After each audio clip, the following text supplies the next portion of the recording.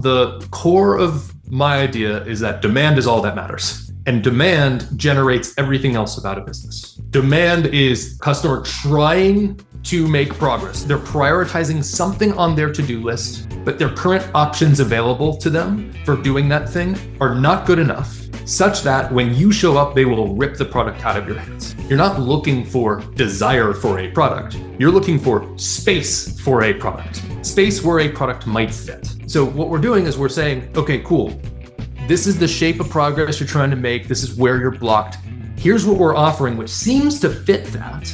And then the most important thing is we're seeing if they pull, if they're like, oh, wow, I need to bring my team in to evaluate this. Oh, wow, how do we get started with this? How do we trial this? That is the foundation of a startup in the real world. And you're looking for people who are in that situation who will rip the product out of your hands. Welcome to the Invisible Inc. podcast. I'm your host, Shubha Chakravarti, Chief Financial Storyteller at Achieve. Our guest for today is Rob Snyder. Rob is a founder who's obsessed with product market fit. Ex-McKinsey and HBS, his first startup was stuck at zero for 2 years and then went from 0 to 4 million in ARR in 2 years after a Hail Mary pivot. Rob is now bootstrapping an AI startup and advising B2B founders while writing an upcoming book, The Power of Pull, and a weekly newsletter and podcast called The Physics of Startups. Now, here's Rob. Welcome, Rob. I'm so excited to have you here on Invisible Inc. today. Thank you so much. Excited to be here. So we've got a lot to talk about. I just can't wait for your new book to come out, The Power of Pull. Do you have a date for it? No. So sometime next summer, I think. I thought you were going to give us a treat, but I guess it's a trick. So we'll just wait for it to come out. So there's this whole, I think the part of getting to product market fit is one of the toughest things that any founder deals with. And I know that we focus a little bit more on deep tech and kind of STEM founders, so it's even more challenging for them. So let's start at the beginning, though. You've sat in the founder seat yourself. I love all your LinkedIn posts where you talk about how tough it was. What has happened in your own startup, and how did you even get on this journey of trying to nail down how to get to product market fit? Yeah, I had no intention to be doing what I'm doing now. I just wanted to build a startup and, have it do that, go straight to the moon. And I thought I was smart. And then reality very quickly told me I didn't know very much. And so raised money, went out with an idea, design partners, thought we knew what we were doing, and spent 2 years just hitting our heads against the wall, like repeatedly. And it didn't work. And I didn't understand why it didn't work. And so I had come from like McKinsey and Harvard Business School. And so I thought like I had read all the books and knew the things that mattered.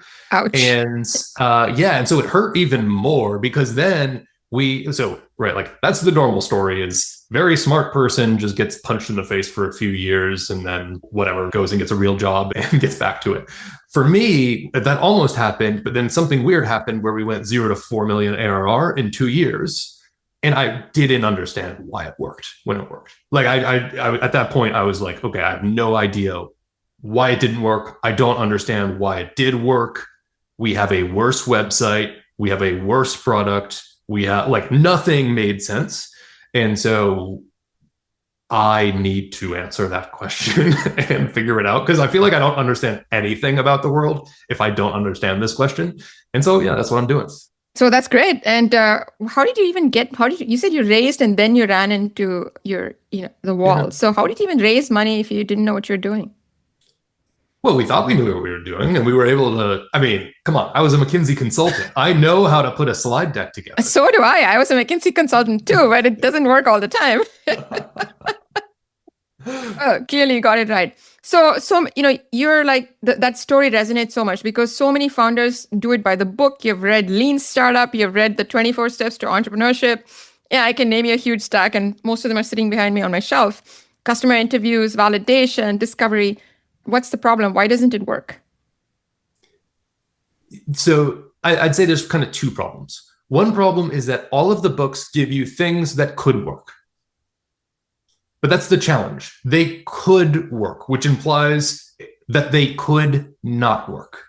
And so when you stack together a bunch of tactics that all could work. It's like multiplying probabilities. It essentially goes straight to zero. And so I think that's the core reason why a lot of this doesn't actually work in practice. So we have to come at it from an angle of what would be weird if it didn't work. And when you come at it from that angle and ask, okay, how would I approach finding an idea that would be weird if it didn't work?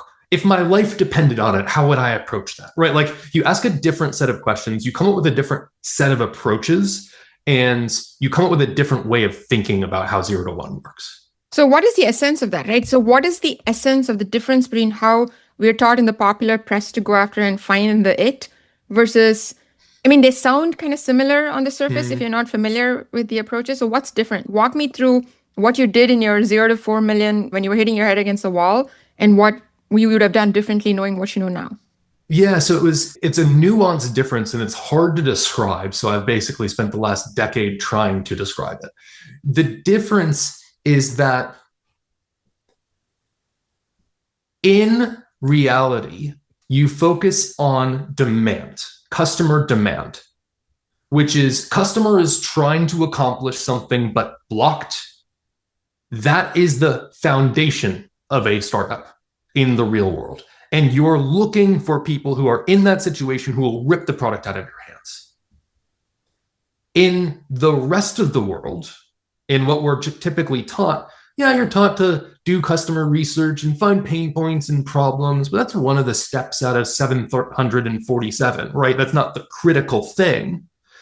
And there's also steps that are like, hey, build your product, do your vision board, like all this kind of nonsense. And so you don't realize that the step of understanding demand is the foundation of the entire business. And so you just you check the box there, and then you I don't know, launch on Product Hunt and pray. I don't know. And so I think they have some of the right elements, directionally right elements, emphasized wrongly, and there's not a clear hierarchy of importance of things in the traditional way we're taught about startups. Okay, so there's this concept of demand, and I want to just unpack that for 1 second. So I understand, let's say that you're doing something in software or something more real world that feels easier to understand. But let's say that I'm a deep tech founder and I have this new novel in innovation or invention. It could have multiple use cases. I'm deeply steeped in the science of it. Then it starts to feel a little academic. What you're telling me is, it sounds great in theory, which is weird for a scientific founder to say, but for the moment, let's say it sounds great. I have this innovation. How do I go around finding demand? It could do this, it could do that, it could decarbonize the world, whatever the case might be, right? Yeah, I think what I've seen from a lot of deep tech founders, especially when the tech is very potentially horizontal, is that they basically come up with a list of people who might have demand. And it's like, okay, maybe it's this kind of medical clinic doing this kind of thing. Maybe it's this other kind. And they force rank them based on who they think is most likely to actually have demand, aka they are actively using something or they can't quite use something that would be a competitor to this. And you go talk to those people and see, when they hear about your thing, do they try to rip it out of your hands? Okay, so then let's get right down to it. We've been dancing around the issue. Walk me through what is the heart of what you're advocating for in your approach. And then I want to unpack that and see how that plays out in the real world of a founder, especially very early on in the game. Yeah, great. So the core of my idea is that demand is all that matters. And demand generates everything else about a business.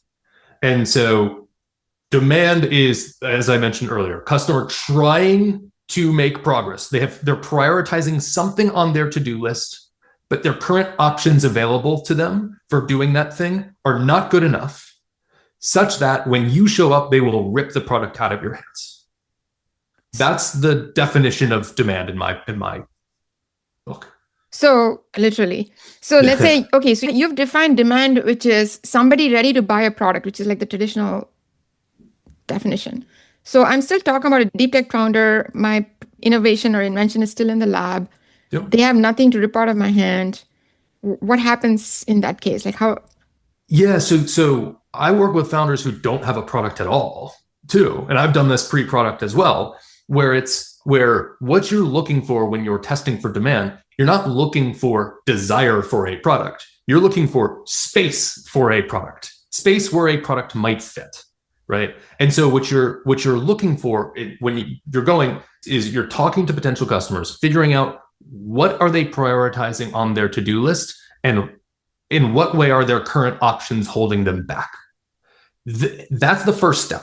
Step two is then you say, okay, so if I had something that could do this without this, what do you think, right? And if you hear anything other than, I need that right now, how do we make that happen? Then that person doesn't have demand. So can you walk me through a couple of examples, maybe anonymized? Yeah, sure. So Harvard startup, we'll go deep tech startup, building, I can't even remember what, some sort of very, very deep analytics thing in the medical space, right? They were deep in the lab and had not really talked to customers. And so I forced them to do outreach to people they thought might be potential customers. And so they started scheduling 5 calls per week with potential customers, even before the product was ready. And I had them write out their hypothesis of, okay, we believe that, I'm just going to make this up, chief medical officers in this kind of pharmaceutical company is trying to do this kind of thing, trying to do this kind of work, but they are blocked because of their existing data analytics products are too slow, not good enough, can't handle XYZ, right? And so they have a conversation around that and say, we've been talking to other chief medical officers and we're hearing things like this. Is this similar to you? And sometimes you hear, oh my gosh, yeah, we've been talking. Were you just listening into our staff meeting a couple minutes ago? And sometimes you hear, like, that's French to me. I don't understand what you're talking about. But when you hear someone say, oh my gosh, that's exactly what we've been talking about in our meetings, then you say, okay, interesting. So when I was talking to those other people, they were looking for something that could do this without that. Is that what you're looking for too? And the person says, yes, that's exactly it. How does it work? That person is essentially pulling the product out of you. Which doesn't even exist, but that doesn't matter. It's the concept of the specific things it can do for them. So that comes to this idea that you mentioned earlier of progress, right? So we talked about pain points, and then I know you talked about, bitch in and switch in, not to be proven on this. Those are some of my favorites. So can you just walk me through, help me understand, let's say I'm a deep tech founder and I've been trained to look for pain points and problems. I've done my customer discovery interviews. Everybody's talking about this big problem.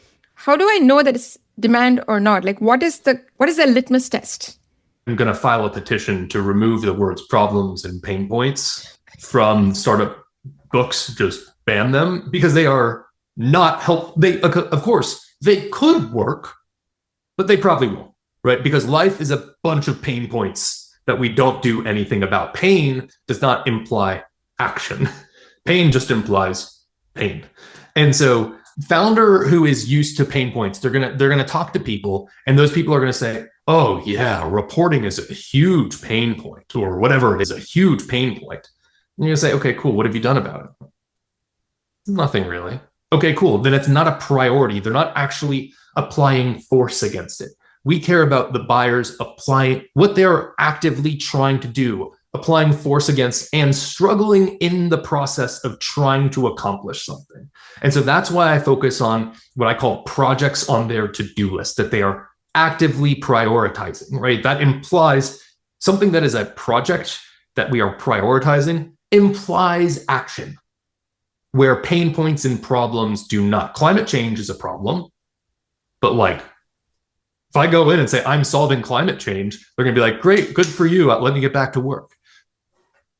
I've seen too many of those on, some texts. But okay, so now we have narrowed down 2 big things, right? The first is what I heard you say was, you got to figure out who it is you're targeting. Who is that person who's desperately trying to solve something is number one. So you have a bunch of, let's call it guesses, because I'm trying to stick to simple English here because of my tendency to go into 4-syllable words. You have a guess as to who might have this to-do on their list that's really burning up. So there's a who, and then there's a what. There's a task that they need to check off. How do you know it's the right task? Do bad things happen if they don't check off? How does a founder figure out, is this a big enough or important enough project, not problem or pain for them to solve. Yeah, so my take here, and it might just be that I'm not smart enough to find another way, is that like the way to know if it's a big enough thing for them is if they try to rip your product out of your hands, your not yet existing product out of your hands. That's the only way to know. And you do that by having these conversations and saying, if we did X without Y, what do you think about that? And they should say, yeah, I need that tomorrow. Is it ready yet? Anything other than that implies it is not big enough. It's either the project isn't urgent enough for them, it's not actually something they're prioritizing, or their existing options are mostly good enough.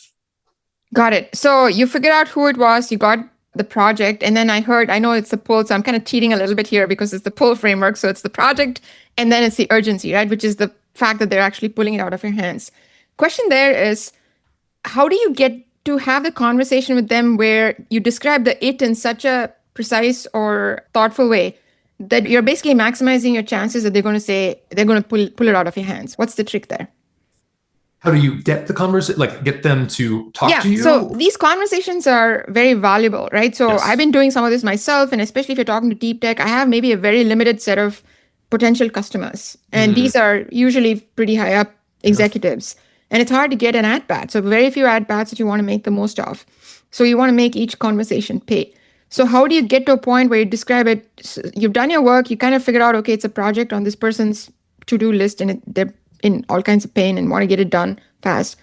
Then how do you get to a point where you describe it in a way that makes sense to them and helps them say, give it to me now?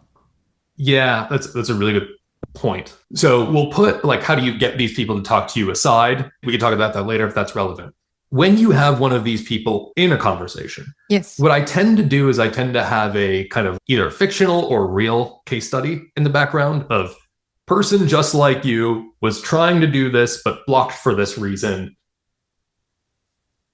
This is what we offer, right? That fits that the space that's there. And the structure of the conversation that I typically do is first, like I actually have a kind of like 3-part structure. There's the demand, supply, next steps. Okay, demand part, you start by asking, hey, thanks so much for meeting with me today. You're very busy. Why did you agree to talk to me today? And what were you hoping to get out of it? What they might say is, you reached out to me. Okay, we don't get much progress there. That's fine. We'll move on.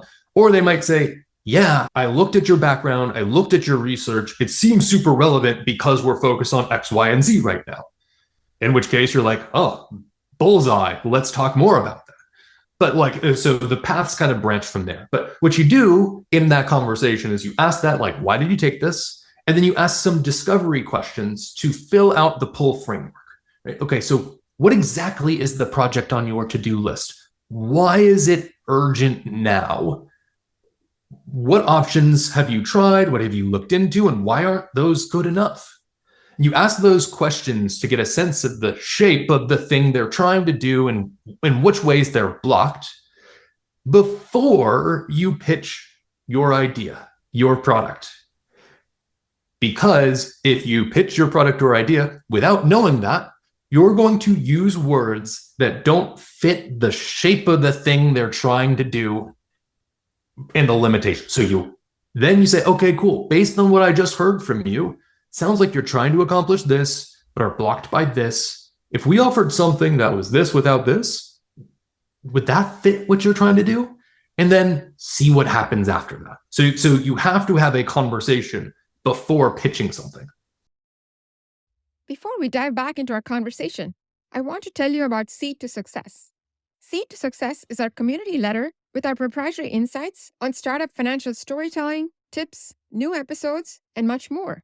If you find these discussions helpful in your entrepreneurial journey, use the link in the description to subscribe to Seed to Success today and get all of these and much more straight to your inbox every week. Now, back to our conversation. Okay, so I'm going to play devil's advocate for a second. So this sounds a lot like a customer discovery interview to me. So yeah, because I could argue, I could push back and say, hey, what you're telling me to do is to just discover their pain points. Yes. So yeah. So it is a form of a customer discovery interview in the same way that the first part of a sales call is called discovery, right? It is a customer discovery interview, but you're not looking for pain points because pain points don't matter. You're looking for projects on their to-do list and where they are blocked. Then you are offering something to them, which you usually don't do in a customer discovery interview, right? You're not supposed to talk about your product at all. You're just supposed to learn about them and their world. Yeah. Great. So to make sure that you accomplish nothing in a customer discovery interview, don't even talk about what you're trying to build to see what they do, right? And so what we're doing is we're saying, okay, cool. This is the shape of progress you're trying to make. This is where you're blocked. Here's what we're offering, which seems to fit that. And then the most important thing is we're seeing if they pull, if they're like, oh, wow, I need to bring my team in to evaluate this. Oh, wow, how do we get started with this? How do we trial this? The entirety of the conversation up until that point, there is some percentage of it that is a lie. And the only way to figure out what part of it they have lied about or just have said nice things because you asked is to have some sort of a call to action, some sort of a inbuilt truth mechanism to the conversation.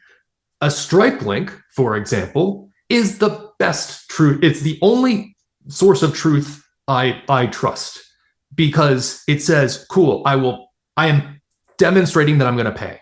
For a deep tech founder, you're not going to have that yet because, you can try to send a Stripe link, see what happens. Probably won't work well for you. But what you're looking for is for that person to say, oh, wow, I need to, this seems really relevant. How do I dig in deeper? How do I bring my team? What they're doing there is they are pulling you in.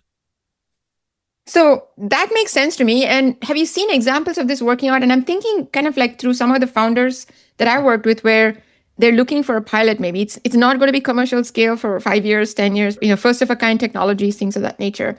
And all you want is somebody to commit to a pilot and a pilot meaning a meaningful investment and commitment on the part. How do those sound and how can a founder tell the difference between someone being nice? I get the point about strike point. I'm trying to understand what's a realistic, real commitment that in that moment of truth that tells you that you've got real demand here versus somebody just saying all the nice things that because they don't want to hurt your feelings. Hey, this sounds interesting. Keep us posted. Can you just give us some real life examples you've heard? Yeah. So PhD friend out of MIT selling into chief patient officers in pharma. Okay. Like deep tech, MIT Media Lab kind of person. Basically did not have a product ready. And talking to chief patient officers, trying to figure out what are they actually prioritizing? What would they actually buy? And he found something that was so urgent for them and unsolved that they said, yeah, couldn't you actually find some way to do this for us now? And so he came back and said, I could make this report for you in a paid pilot. Would that be good enough? And they're like, yes, that's exactly what we need. Pull him through the procurement process. So it's all about, are they trying to accomplish something in their world? Because if so, they will pull you in. If they have some sort of selfish project on their to-do list that they must do, they will pull you in. And you make a really good point there, where you're going to hear things that are nice words that are not evidence of pull. Nice words are like, wow, you're really smart. You're not going to say that, but they're going to say, wow, this is really impressive technology. This is the future. I can totally see how this is going to revolutionize our industry, right? And then what do they do after they say it? What they're explicitly not saying is, I need this for my job now. If they're not saying those words or something in that realm and then acting on it, I need this now. Are you doing pilots? Can we explore a pilot with you? Them saying that's evidence of pull. If you say, so we're looking for pilots, and they say, oh yeah, we might be interested in that. Maybe send me more information by email. That means, what does that mean? No. No, it's a nice way to say no. It's just like VCs, right? You go to fundraise and they're like, wow, this is great. Keep us posted, come back in a few weeks, and we'll definitely take a look. Okay, so you've described nirvana, right? It's the best of all possible worlds. You've got a customer literally crawling over the desk, trying to pull the product out of your hand, even though it doesn't even exist. But we live in the real world, and it takes us a while to get there, right? Yes. So help me understand, there's degrees. It feels like you want to keep getting close to that red hot demand, Yes. but it's not a one-shot deal. No.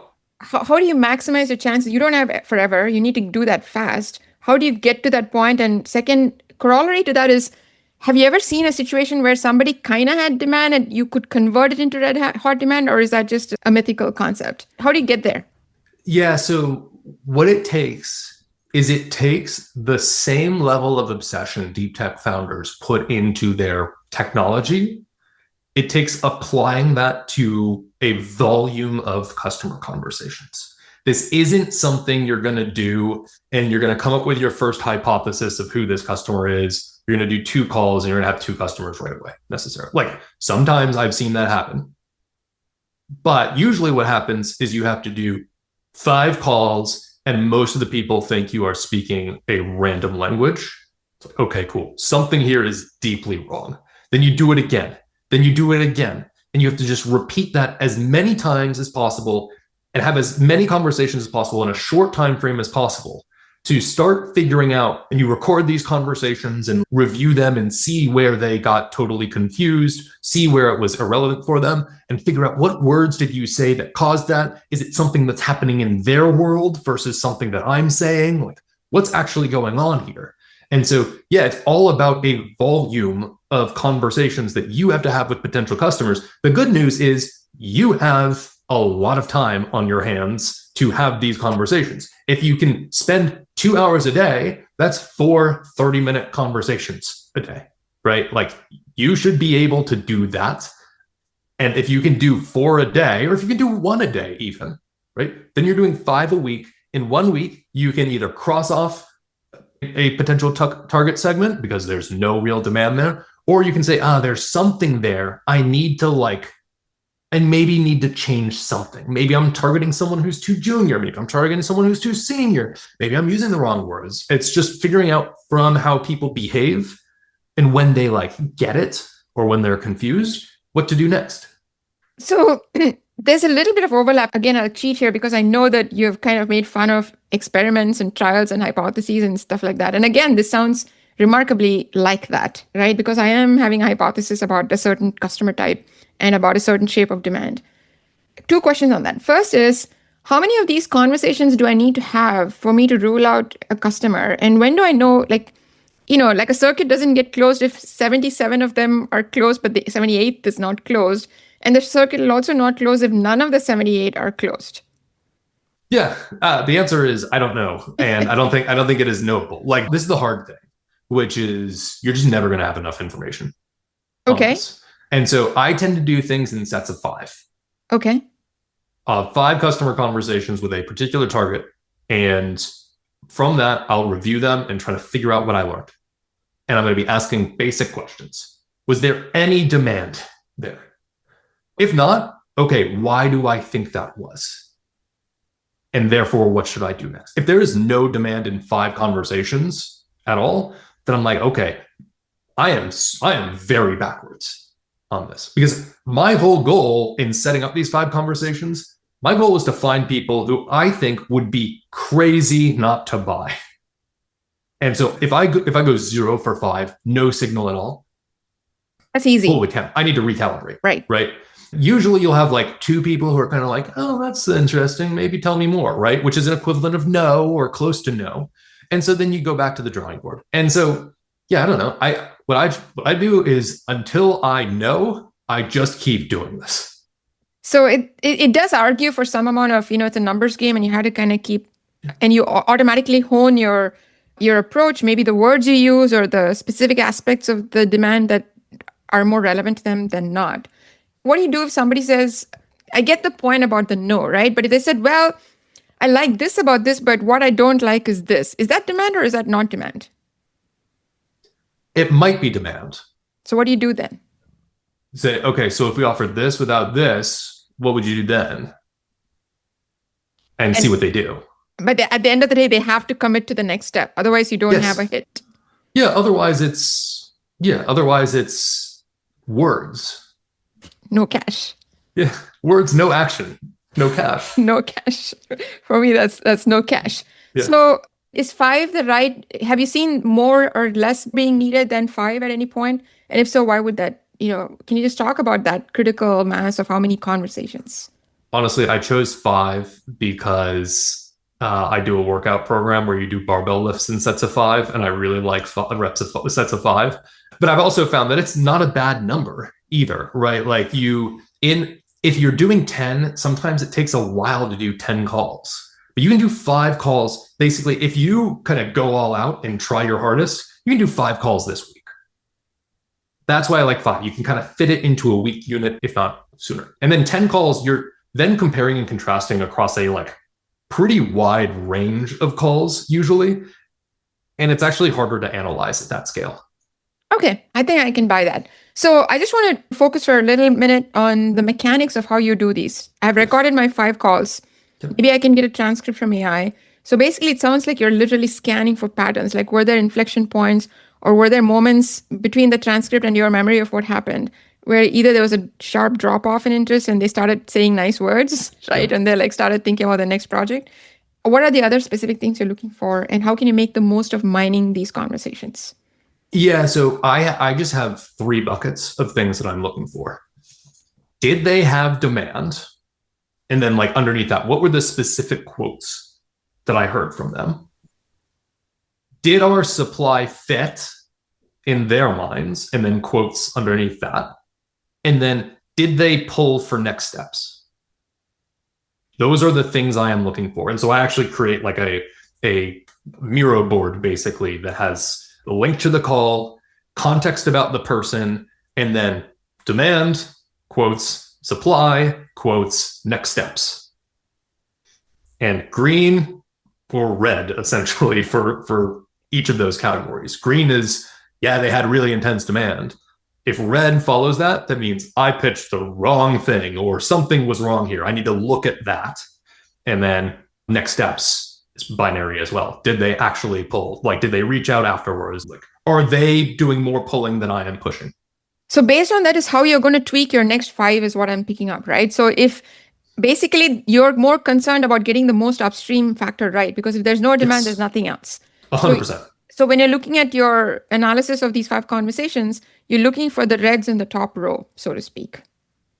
So what I've found is I compare and contrast. Okay. Reds versus greens and figure out why. And I take the strongest signal from green and next steps. Okay. If they're green in next steps, if they're basically green all the way through, then I'm like, okay, there's actually real demand here. And then I compare that versus the others. If it's green, red, then I'm like, oh, that might have just been talk. What's the difference between these people versus red? And it's like, okay, cool. How do I never talk to that kind of person again, right? Or something like that. Got it. So in other words, like Peter Drucker said, you're looking to feed the opportunities and starve the problems, right? You're going to go where there's the highest likelihood of demand and somebody taking action on that versus. So I want to kind of zoom out a little bit. We've gone very intensively into you find the person, you find the project, you find that urgency and that specific shape of whatever it is they're looking for so you can move to the next step and get something happening. Okay. Now we started off this conversation talking about product market fit. Walk me through where does this fit in with product market fit and how do you take this to the next step? Yeah. I love that question. So the structure of this is you find one kind of, we'll say, repeatable demand, right? So one project that's on a lot of people's to-do lists. Or multiple people's to-do lists. I don't know. If you're selling $100 million contracts, you just need 2 or whatever. But it's a project that's on somebody's to-do list that is repeatable and your supply fits that. The combination of those 2 things, if we talk through the components of it, it sounds like a customer case study. Jim was trying to accomplish this, but he ran into this problem. He ran into these bad options. And then we showed up and he pulled the product out of our hands and was able to do this. Right? That sounds like a case study. So what you're coming to here is one case study based on repeatable demand, repeatable supply. Okay, this is one repeatable case study. And so product market fit is essentially you're finding your one repeatable case study where the customer pulls more than you push, and you just repeat that. And that's what a business is. That's what a startup is. But the path to product market fit is figuring out the components of the case study and delivering upon them so that you can get completed case studies that are repeatable over time. Okay, that makes sense. So let's apply that framework and talk about our favorite deep tech founder who's struggling over here, trying to sell his or her pilot to this big corporate buyer. So it sounds to me like he or she has to establish that there's enough of these people pulling this product out of their hand, right? Or do you just move and say, okay, I found this one person, they wanted the pilot and I'm going to go do the pilot. Is there like a trade-off there? Yeah, so what I actually recommend is that you never take your foot off the gas in terms of talking to potential customers. That 5 to 10 conversations a week is a learning engine. It is an engine for you to smooth out your pitch. It is an engine for you to figure out who really has demand, and it makes sure that you don't just overfit to one customer's needs. So you always are doing that. And so as you're doing that, once you nail one, it's way easier to nail 2 through 5. And so I recommend doing more than one at a time. Do 2 or 3 at a time for your first ones. And yeah, they're going to be early pilots. They might take a long time, but you're continuing conversations with other people and saying, we're not doing other pilots right now, but I would love to keep in touch so that you now know who we are. And that person on the other line is hopefully like, oh, I wish I was doing a pilot with you right now, right? And you're kind of scheduling out. You could even schedule out their pilots into the future. And hey, if you pay us $100,000 now, we'll lock you in for May of 2027, right? Or whatever it is. But that's how you guard against this. You should be trying to get a couple in so that you're able to start to find the shape that repeats. And also anything that, there's a chance that you're going to mess something up with one of them. So it's good to have multiple. Why not? And you're continuing conversations to know what the market really is for this. So I'm going to throw another Bob B. Moesta. Is that how I say his name correctly? Who? Oh, Bob Moesta, yeah. Moesta, right? Bob Moesta. So he says time kills all deals. Yes. Right? So is there a trade-off here to make, and I'm not trying to create artificial theoretical questions for you, but these are the problems that deep tech founders are dealing with. These are long tail projects, they're large and they still have to find the demand, and finding that pilot is so hard. So I'm just trying to understand what is the practical path here for them. Yeah. Demand is even more important for deep tech founders with longer sales cycles because your customers have to grit their teeth longer to buy. So demand matters even more in this case. And so a couple things on that. One is, this applies to you more. 2 is that when demand is strong enough, buying cycles are short. Even in enterprise, our PhD friend from MIT found when he was selling to enterprise pharma, his sales cycles, when you think of enterprise sales cycles for a new product, months, 12 to 24 months is absolutely what you hear. His is like 3.5 weeks. Weeks. Less than a month. Yes. For a bit. And it's because there's a person with a project on their to-do list. Is this sounding familiar? And that, right? Like that's why. Got it. So, that part of the framework is pretty clear, right? The one thing that we didn't go into is you're describing it in a way, we glossed over this. You said you have this person who has this project. It's very urgent for some reason. Their bonus depends on it. They're going to lose their job, whatever the case might be, right? The world is going to blow up, whatever. And you go describe them, and they've been looking at all these other options, and then we gave them this. But we have been looking at all these other options. How do you find out how to describe your this in a way that beats all the other options, right? Is there anything that you've learned through this process? Yeah, it's actually like a quite simple formula. So one is, if you don't know what options they have considered, you can just ask. They will tell you. And if you want, why didn't you like them? Like why aren't they good enough for you? They can say, we tried using this technology, but it didn't work for our process because XYZ, right? Once you know what they are trying to accomplish, the project, and you know the limitations of the alternatives. So project is X, limitations of alternatives is Y. That's it. Then you say, okay, we help people accomplish X without Y. You fit right in that gap, right? It's what the point of this is to make that part ridiculously simple. When you're talking about problems and solutions, a problem can take many shapes. And when you find a problem, right, your solution can take infinite shapes. When you're using the pull framework, your solution fits in a very tidy box and it's really simple. Got it. So the other thing then is kind of moving on. So now we've got the case study, which is really a success story of one customer who looks like them. Yes. And they're like, yeah, I can see myself in this person. And you've described a perfect situation where there's a burning problem that they have to solve tomorrow. You described exactly what that had to do. And now you start repeating this over and over again. So now you're kind of well on your way to product market fit, right? From a practical standpoint, I want to ask you, at what point do you have to bring in like salespeople, right? Because you can't keep doing this forever. In most cases, we are talking about founder-led sales in the first, couple years, especially so for deep tech. Do you have any experience or any thoughts on how that plays out? Yeah. Guess at what revenue Bill Gates stopped being the only salesperson in Microsoft? The only salesperson? The only, I think. I'm going to throw this stat out. I read Hard Drive recently. It said it in it. I would blame that book if not. I think it was like 8 or 10 million. 8 or 10 revenue. million? What is the average contract size? Like 5 million? No, at the time it wasn't. He was slinging sales and doing a bunch of other things too. So what I find is that deep tech founders and just founders in general are looking for literally any excuse to hand sales off to somebody else. And I will find anything else I can do in the business other than sales. And any excuse, wow, maybe I need to do my financial model again because that's investors want financial models. Yeah, exactly. Why not? And so eventually you can hire in sales once the sales process is manageable and like doable by a non-founder, which means there's no real magic to it. You can kind of predict exactly what someone's going to say.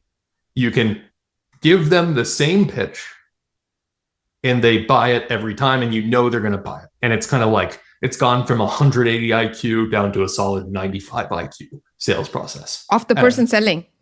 From the person selling, yes. Still magical to the buyer, but the person selling, like you as a founder, you could do it in your sleep, all the ins and outs.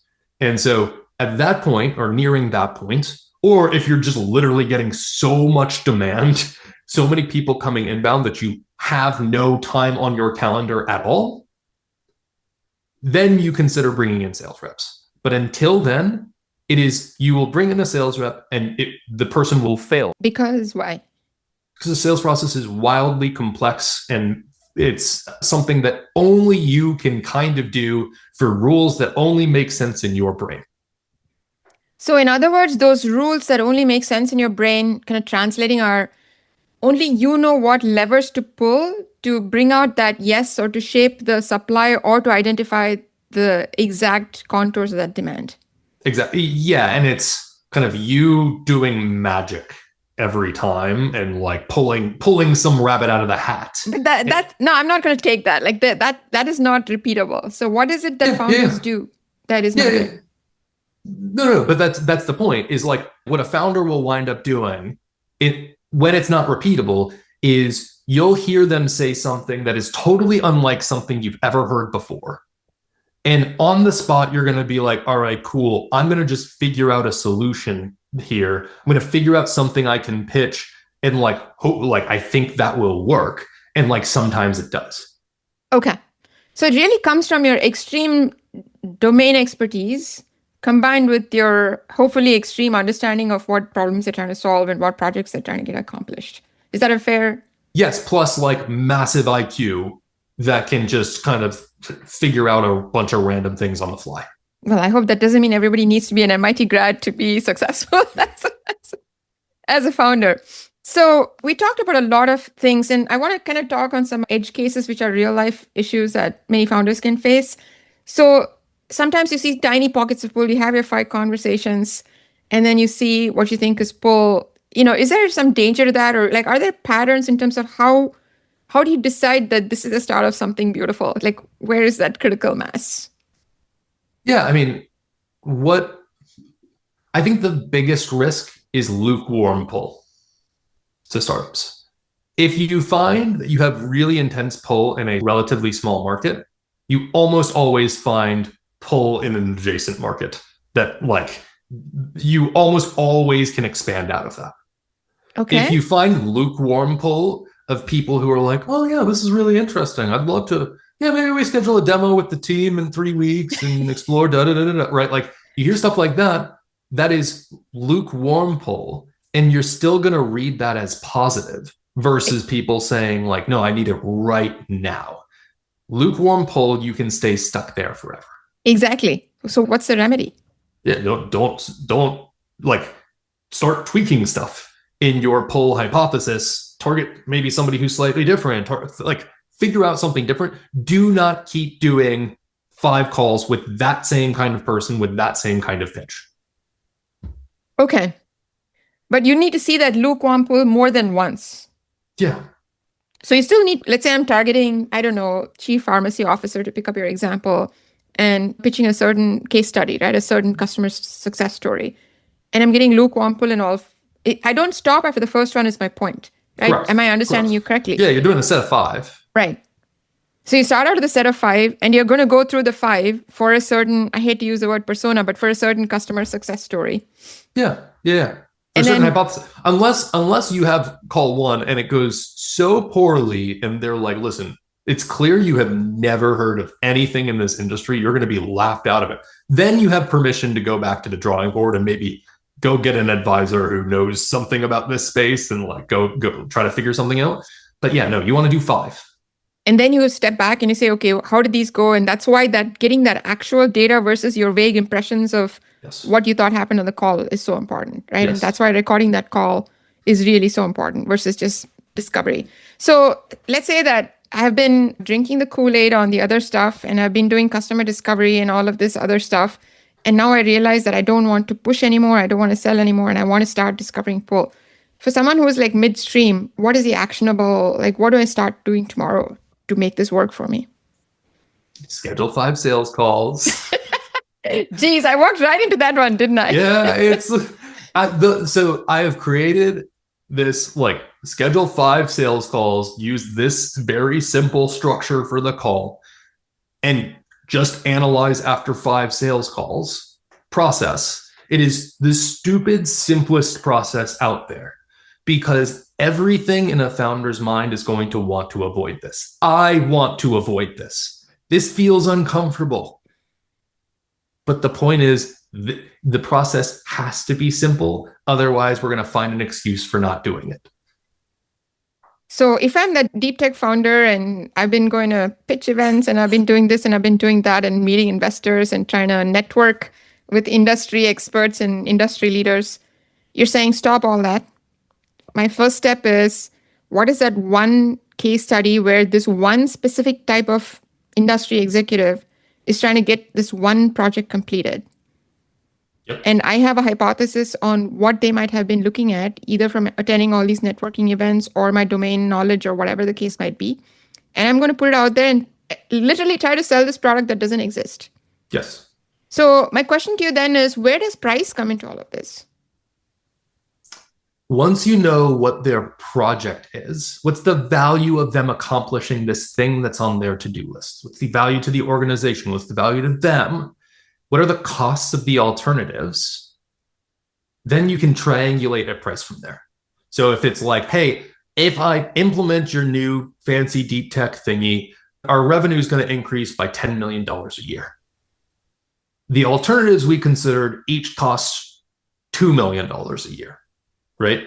So for me, and the alternatives that didn't work for us cost $2 million a year. Right. Okay, cool. I've now got a space that is somewhere around 2 million, To 10. definitely not up to 10 million all the way, but it's somewhere in that bounds. And so I can say, well, yeah, our solution was going to cost in the ballpark of 2.5 million. And then you just let that hang out in the air, and then you see what happens. And one of two things happens. They're just like, okay, cool, great. And they just continue on. And then you just like are drenched in sweat after 4 quiet seconds. Or they say, we would never pay 2.5 million for that. In which case you say, oh, that's interesting. Tell me more. 2.4 is the most we would ever pay. I'm like, okay, whatever, right? And you just figure out their rationale. I had a friend who did this, and the person said, I'd never pay $100 per month for your software. Oh, okay. He said, for me to pay $100 a month, they'd have to do these 2 things as well, which were like 1-day features to add into the product. And they're like, all right, cool, we'll be back to you tomorrow. And that was their first customer. Wow. So these are 2. So you're now just stacked on another very uncomfortable thing for founders, which is, first of all, you're making me go and sell, which is anathema. It's just like hard as hell. And then on top of that, if everything goes well, now I have to have the price conversation. Do you have when does that happen typically in the way that you work with? Yeah, so it's going to depend. Enterprise, like big contracts, they usually don't talk about price until they've done their 47 different meetings or whatever. It's actually not always like that, but I've seen price can come up in the second conversation in an enterprise deal, maybe third.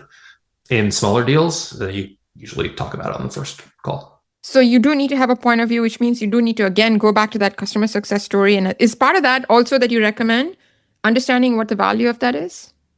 Yeah, of course. Try to understand the value of it. But also, if you just say a number and see how they react, that's also totally valid, right? Like, for my company, when we sold our first customers, they were like, how much was it? How much is this? And I wasn't prepared for that. And so I just said, $300. And they said, per month, per location, per what? It's like, per location, per year. I'm like, all right. And then that was that. And that was how we got our first customer. And then we could test after that. But it's like early on, at least in my experience, pricing has just been a way to say, are you serious about this? Not necessarily like, I'm going to optimize every penny out of our price for our first 3 customers. Got it. So we've talked a lot about this. I'm just going to ask one question before we wrap, which is, there's an internal change that needs to happen. Yes. Well, there's a discipline, there's an action part, and then an internal, transformation part. The action part is simple, not easy. Simple is I had to get up in the morning and call these 5 people or set up these 5 conversations. You work with a lot of founders. You still work with a lot of founders in terms of getting that sales mentality and that sales discipline. What has worked the best in terms of getting over that hump of undoing all of this indoctrination around whatever we learned in the past to get them to buy into this? Yeah. So usually founders have this idea in their heads that sales is gross and that it is difficult, and that at the root, it's like, I don't know, maybe I had a bad experience with a used car salesman or something like that. But in my mind, I think that sales means I'm convincing you to buy something you don't want. And so I need to learn all these tactics, and I need to learn all these things, and I got to cold call you, and I got to, and I've got to become a sales bro, basically. And so if that's the model in your mind, of course you're going to avoid it. You are totally going to. If, however, you change your mind and say, you know what? I'm not going to do any convincing. It would be insane for me to be able to convince a chief pharmacy officer to change what is on her to-do list. That's ridiculous. If she's going to buy something, it's going to be because she has something that's going on her to-do list that I can help solve, unlike others, right? And so that reduces dramatically the pressure, the sense of pressure on a sales call, and just changes how you think about sales generally. There is no convincing, pushing, persuading, magic hacks in sales. The hack, if there is one, is by serving somebody, helping them accomplish what matters to them, they wind up paying you. And the better you focus on how to serve others, the more successful your business becomes. Then call that a hack. But that's just how sales actually works. Got it. Perfect. So from all of my concluding question to you is, from all of the work that you do with founders, you have done with founders and learned from your own experience, are there non-obvious things you've observed, trends, changes, anything that's worth calling out that would help a founder do better in this process than going in cold and just trying to do it by the book? What has experience taught you on this? That it's really not that complicated is honestly the thing. It is way dumber than you think it is. I think we are over intellectualizing this whole startup thing and making everything too complicated. And so if you just keep in your mind, it's a project on their to-do list with bad options. Can we help? That's it. That is essentially it. Awesome. This has been a fantastic conversation, one of the most fun ones I've had. Is there anything that you wished I'd asked, but I didn't? No, this is great. Fantastic. Thank you very much, Rob. I'm excited about your book, and I really appreciate you taking the time. Yeah, absolutely. Thank you. And that's a wrap for today. Thank you for tuning in. If you find these conversations helpful in your own journey, please subscribe to Seed to Success, our weekly community letter with tips, insights, resources, and more. If you have any other questions relating to startup finance or financial storytelling, send them over to me at chakras@achieve.co. That's chakras@achiiv.co. We'll see you on the next episode of Invisible Inc. Now, go achieve.